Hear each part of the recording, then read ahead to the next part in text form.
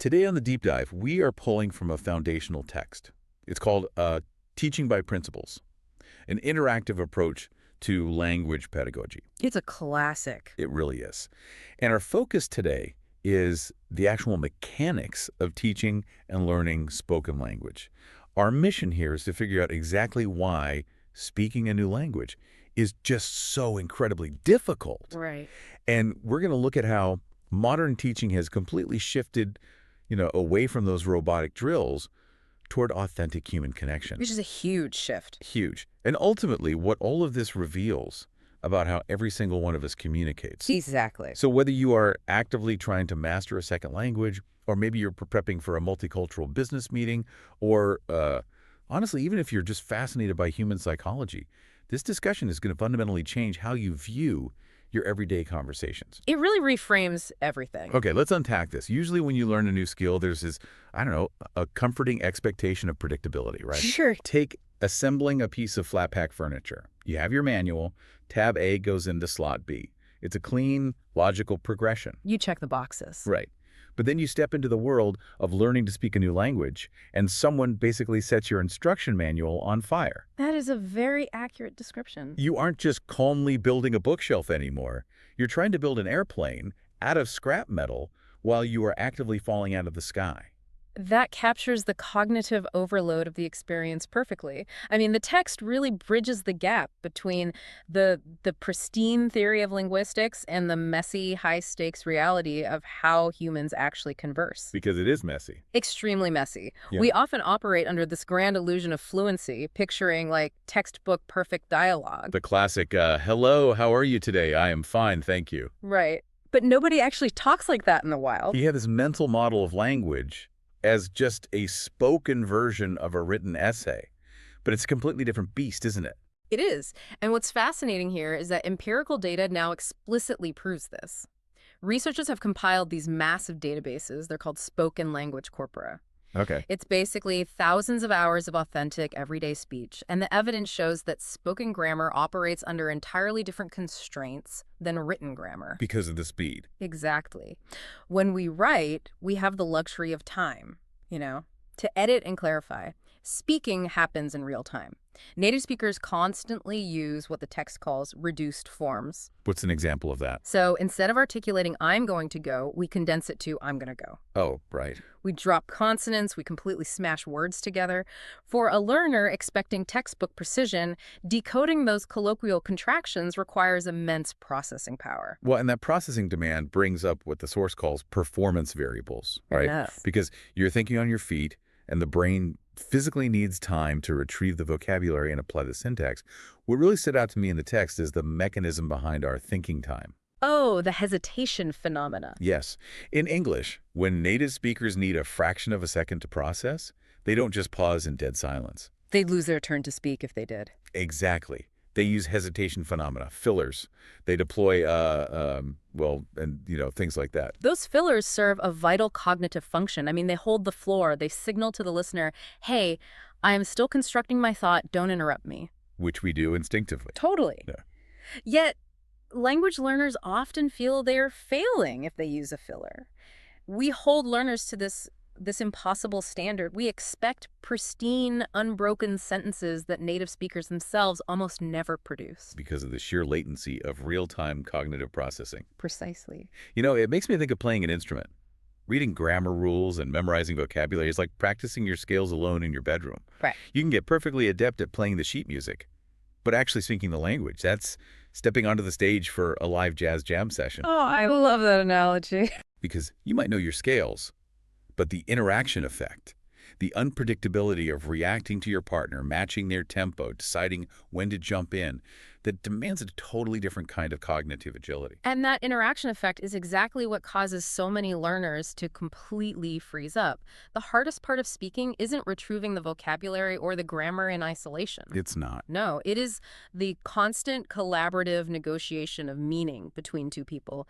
You are co-creating the reality of that conversation in real time. Adjusting your output based on the micro reactions of your partner. Exactly. So if speaking is essentially an unpredictable jazz session filled with dropped consonants and hesitation fillers, how does a teacher actually step in without completely destroying the student's confidence. It's a delicate balance. Because if you give them too many rules, they freeze. If you let them just jam with no structure, it turns into noise. The historical pendulum has swung wildly on that exact problem, honestly. It created a massive tension between fluency and accuracy. When was this? Back in the mid to late 1970s, an anti-grammar movement swept through the field. The prevailing psychological theory was that adult learners should simply simulate how a child acquires their first language. So just let it happen naturally through exposure. Right. Teachers prioritized natural fluency entirely over accuracy. They just threw them into the deep end, basically. Yeah. Get out there and talk. Don't worry about the rules. And the result was predictable. Students produced language that flowed effortlessly, but was practically incomprehensible. So they were talking a lot, but saying nothing. It was a flood of fluent nonsense. The field quickly realized that, while adults are not children, they possess mature cognitive structures that actually benefit from explicit roles. That makes sense. The source material provides a really vivid analogy for how modern pedagogy balances this. They describe fluency as the stream of speech. Okay. You must allow the water to flow. But as that water spills over and threatens to become an incomprehensible flood, the teacher must provide the riverbanks of instruction. The riverbanks, Mm-hmm. like the grammar, the phonology, the syntactic structure. Yes. The banks channel the water so it flows purposefully toward an actual destination. Exactly. The text also likens it to tennis. You don't start a beginner by analyzing the physics of the perfect backhand. That would be paralyzing. Right. You get them on the court, put a racket in their hand, and have them hit the ball to feel the momentum. That's fluency. Okay.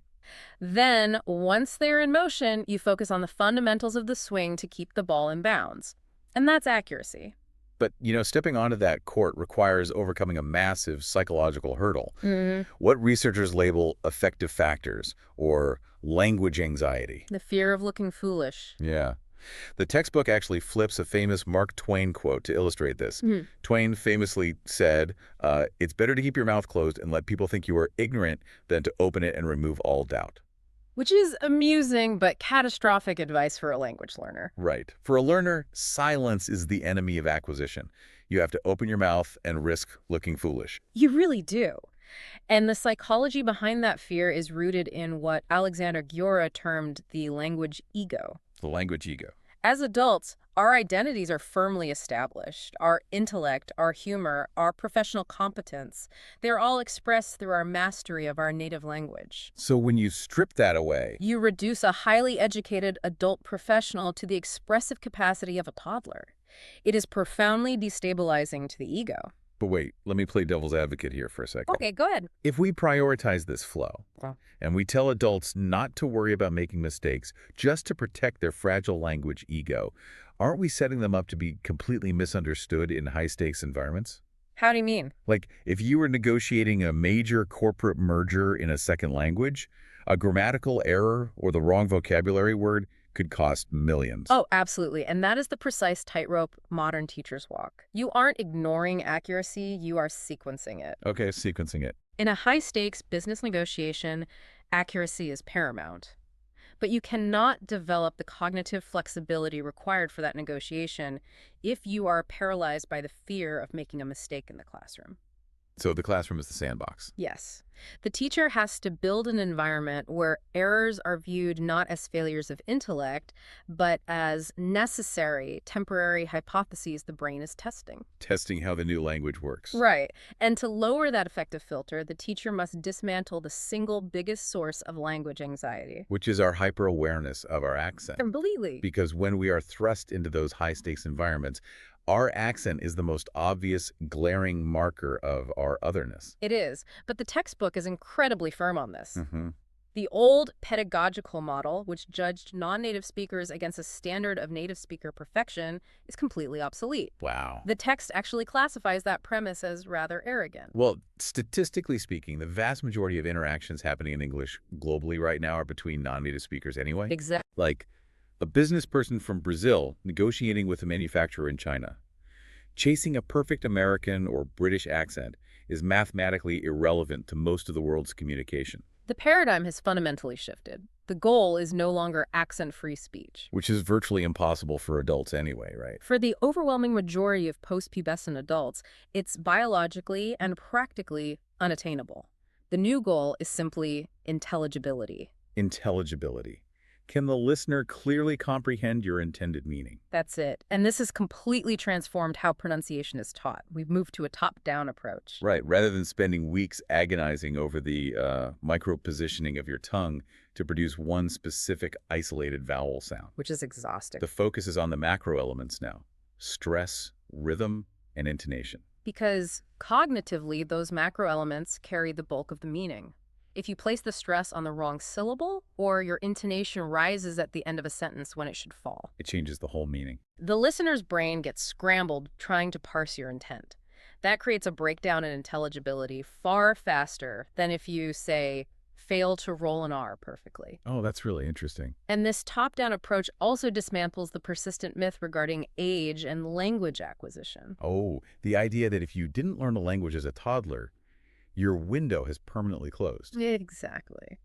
The text notes that while children clearly possess a neurological advantage before puberty in adopting native-like accents, beyond puberty, there is no specific age disadvantage. Wait, really? None.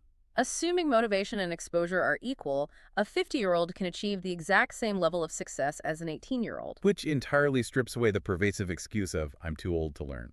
It does. From a sociological perspective, an accent is simply an acoustic marker of a person's heritage. A learner's success is governed by their motivation, the quality of their linguistic input, and their innate phonetic ability. So the accent itself doesn't actually impede communication. Not unless it crosses the threshold of unintelligibility. Okay, here's where it gets really interesting, though. Okay. If the pedagogical science unequivocally states that accents are just a badge of heritage, and native speaker perfection is a biological myth, Which it is. why does the global language teaching industry still dedicate millions of dollars to accent reduction courses? We clearly still harbor an ingrained societal bias that a thick accent equates to a lack of professional proficiency. That's the unfortunate truth. There's an undeniable lag between pedagogical science and societal reality. Science moves faster than bias. Yeah. The science proves intelligibility is the only metric that matters for communication.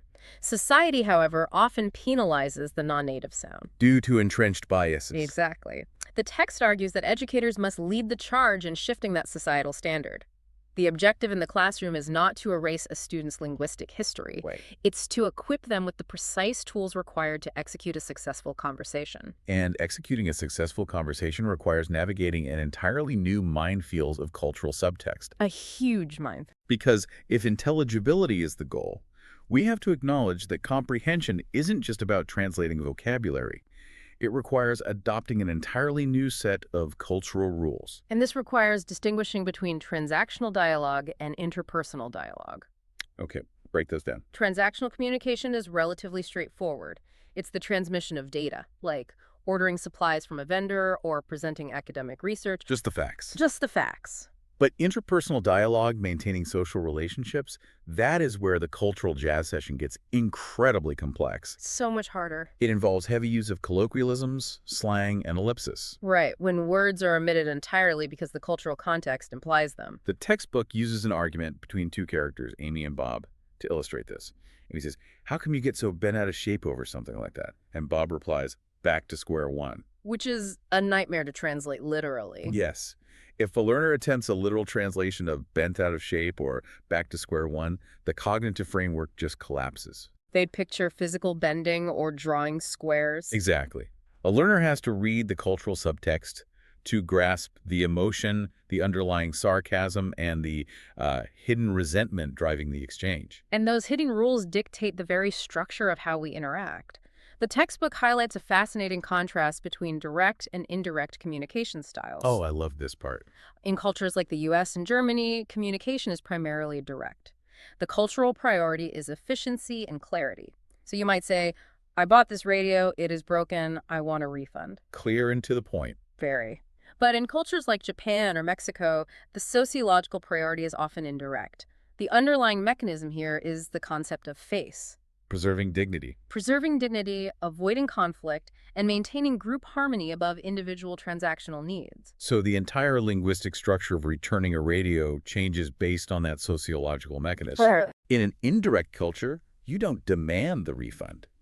You express regret for the imposition. Like, I am so sorry to bother you. I just bought this radio and it doesn't work. Isn't there something you can do? Exactly. You are linguistically guiding the clerk to offer the refund so that neither party loses face. It's an intricate It dance. is. If we connect this to the bigger picture, teaching spoken language requires a direct approach to teaching conversation. A teacher cannot assume these cultural microskills will just be absorbed through osmosis. They have to be explicitly taught. They must explicitly map out the sociolinguistic rules. Like, how do you signal it is your turn to speak in this specific culture? How do you interrupt a superior politely versus a peer? It's staggering when you think about it. Hmm. You are asking an adult brain to juggle vocabulary retrieval, grammatical syntax, rhythm, sarcasm, and a new culture's sociological rules for face saving All simultaneously. in real time. Mhm. So inevitably, the learner's brain is going to drop a ball. They will make a mistake. Yeah. And when they do, what exactly is happening inside the teacher's mind? Oh, this highlights the immense cognitive load placed on the teacher. The text details how a teacher undergoes a split-second cognitive sorting process. Okay. In literally nanoseconds, the teacher runs a student's error through up to 10 different mental screens before intervening. Wait, 10 screens in a nanosecond? That is a massive amount of processing. It's incredible. The teacher is rapidly calculating, was this a localized slip of the tongue or a systemic error showing a lack of competence? Right. Is this grammar point even in our current syllabus? Can the student self-correct if given a moment? Is the student's language ego currently too fragile to handle public correction? Will stopping them now completely derail the flow of the conversation? Yes, all of that. But the ultimate screen, the definitive go-no-go decision, is evaluating whether it is a local error or a global error. The most important distinction. A local error is a mistake where the syntax or vocabulary is slightly off, but the listener can still easily decipher the intended meaning. The textbook gives the brilliant example of a student describing a hotel and saying, "There is a French widow in every bedroom," Instead of a French window. which is, an amusing image, but the listener immediately understands the intent from the context. The message survived. Exact. So the mechanism of treating errors dictates that teachers should ignore local errors during interpersonal conversation. Stopping the student to explicitly correct widow to window forces a hard reset on their cognitive flow for absolutely zero communicative gain. The goal is to keep the river flowing. Let the stream run. However, a global error requires intervention because the message is fundamentally garbled. The text gives the example of a student stating, "The grammar is the basement of every language." Right, and they meant the basis or foundation. The basement in that context is structurally confusing enough that the listener's brain might halt entirely, unable to parse the metaphor. A global error risks actual misunderstanding. So the teacher is obligated to treat it. Yes. But crucially, error treatment does not equal explicit correction. Good teachers rarely stop the jazz session to announce a failure. So how do they handle it? They use a technique called recasts. They seamlessly integrate the correct form into their natural response. So if a student says, "I go to the store yesterday," the teacher simply replies, "Oh, you went to the store. What did you buy?" Oh, that's clever.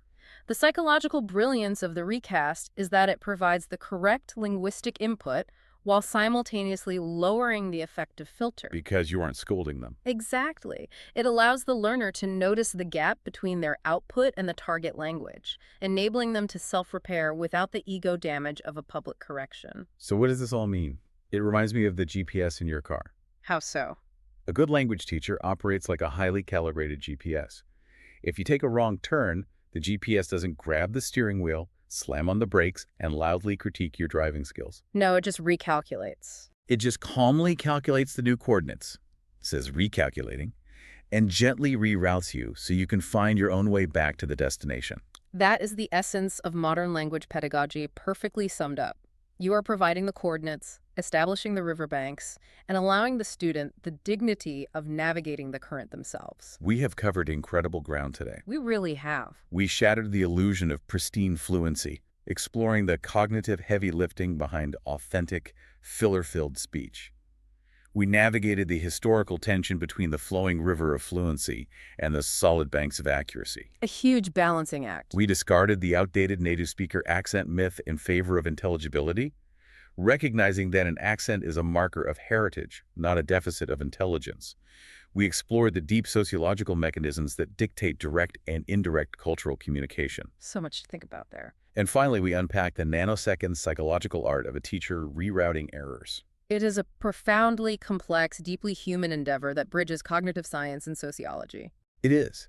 And the beauty of this deep dive is that these insights transcend learning a second language.